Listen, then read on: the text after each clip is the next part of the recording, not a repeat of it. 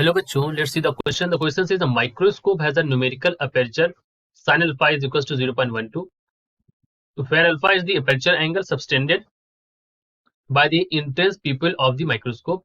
Assuming the diameter of an eye's pupil to be equal to d naught, that is 4 mm, determine the microscope magnification at which the illuminance of the image on the retina is independent of the magnification. Consider the case when the beam of light passing through the system microscope eye is bounded by the mounting of the objective. ठीक, यहाँ पर इस तरह से question हमको दे रखा है। तो यहाँ पर हमें क्या निकालना है, you have to find the illuminance over here, मतलब मैग्निफिकेशन। और उसके लिए इल्यूमिनेंस की वैल्यू उन्होंने के बारे में बताया इन्होंने। तो हमारे पास जो की कॉन्सेप्ट होगा सबसे पहले, वो हमारे पास जो इंपॉर्टेंट होगा दैट इज कि हमें यहाँ पर की कॉन्सेप्ट में पता होना चाहिए कि इल्यूमिनेंस कैसे यहाँ पर फाइंड आउट करते हैं। So illuminance is equal to I is equal to, यहाँ पर लिख देंगे फाइव बाई ए, यहाँ पर इमेज के केस के लिए है तो यहाँ पर five by A for the image. ठीक, तो यहाँ पर हम फर्दर यहाँ पर लिख सकते हैं। पहले इस डायग्राम को एक डायग्राम को यहाँ पर बनाते हैं, उसको कंप्लीट करते हैं। तो यहाँ पर जो डायग्राम हेल्पफुल रहेगा दैट डायग्राम इज ठीक लाइक दिस, और थोड़ी दूर पे यहाँ पर ऐसे इस तरह से। अब यहाँ पर एक और लेंस है इस तरह से, ये और ये इस तरह से।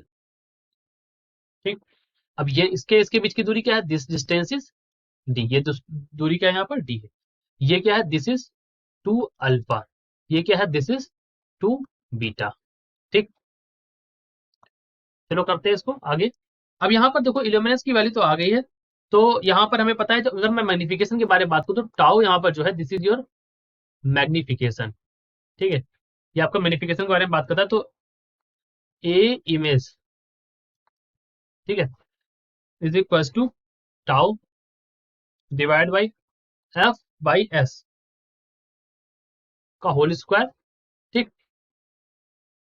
ए ऑब्जेक्टिव, ये क्या है, ये देखिए आपका यहाँ पर क्या दे रखा है, ये है area of image. A image मतलब एरिया ऑफ इमेज, ये टाउ मैग्निफिकेशन है, ये फोकल लेंथ है, ये और वहां से दूरी है। ठीक है, इमेज से। और यहाँ पर एरिया ऑफ ऑब्जेक्ट है ए, इसको हम यहाँ पर ब्रैकेट में लेंगे, ये हमें पता है, तो इसको यूज करेंगे यहाँ पर आगे फर्दर। इसके बाद हम इसको सॉल्व करते हैं। तो इल्यूमिनेंस की वैल्यू यहाँ से क्या आ जाएगी, so illuminance is equal to, illuminance निकालना है इसके बाद हमको। तो इल्यूमिनेंस निकाल लेंगे। यहाँ पर देखो क्या है कि ये डी है। अगर मान लो यहाँ पर जो लाइट पड़ रही है वो कुछ इस तरह से पड़ रही है पूरे रीजन में, और ये जो है इसकी जो है डी नॉट है, तो उसका जो इल्यूमिनेंस होगा, इस पूरे रीजन पे लाइट ऐसे पड़ रही है, लेकिन इतने ही रीजन का हमें लाइट यहाँ पर चाहिए होती है। तो यहाँ पर डी अगर ग्रेटर देन डी नॉट हो जाएगा, if D is greater than D not, तो यहाँ पर जो आई है, I dot D not by D का होल स्क्वायर। ठीक, यहाँ पर इल्यूमिनेंस की वैल्यू यहाँ पर क्या आ जाएगी, the value of illuminance is, the value of illuminance is that is equal to five divide by tau, यहाँ पर हो जाएगा एफ बाई एस का whole square, area of object. ठीक है, तो यहाँ पर अगर हम इल्यूमिनेंस निकालेंगे अब, तो फर्दर अगर मैं इल्यूमिनेंस निकालूं, so you can write this as कि इल्यूमिनेंस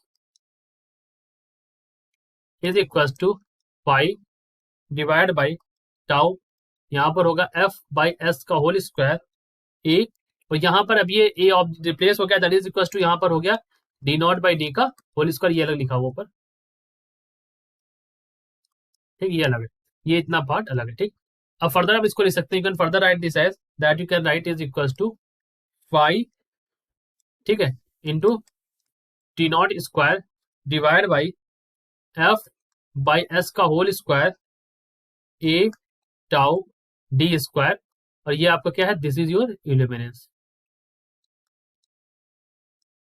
राइट, फर्दर आप इसको लिख सकते हैं यहाँ पर that you can write as, देखो, और यहाँ पर एक चीज है, ये टाउ स्क्वायर है, हर जगह पर टाउ स्क्वायर होगा एक्चुअली, यहाँ पर ये टाउ स्क्वायर ही चलेगा, यहाँ पर टाउ स्क्वायर होता है यहाँ पर। ठीक है, मतलब मैग्निफिकेशन का स्क्वायर का, तभी तो यहाँ पर ये एफ बाई एस का होल स्क्वायर लेंगे यहाँ पर। ठीक है बच्चों, तो ये स्क्वायर रहेगा यहाँ पर। आगे चलते हैं इसको। ठीक, तो F by S A tau square D square हो गया, फाइव इंटू यहाँ पर हो गया इनॉट स्क्वायर ए, यहाँ पर हो गया, और डी की वैल्यू यहाँ पर क्या है, डी इज इक्वल टू है यहाँ पर two into del into L.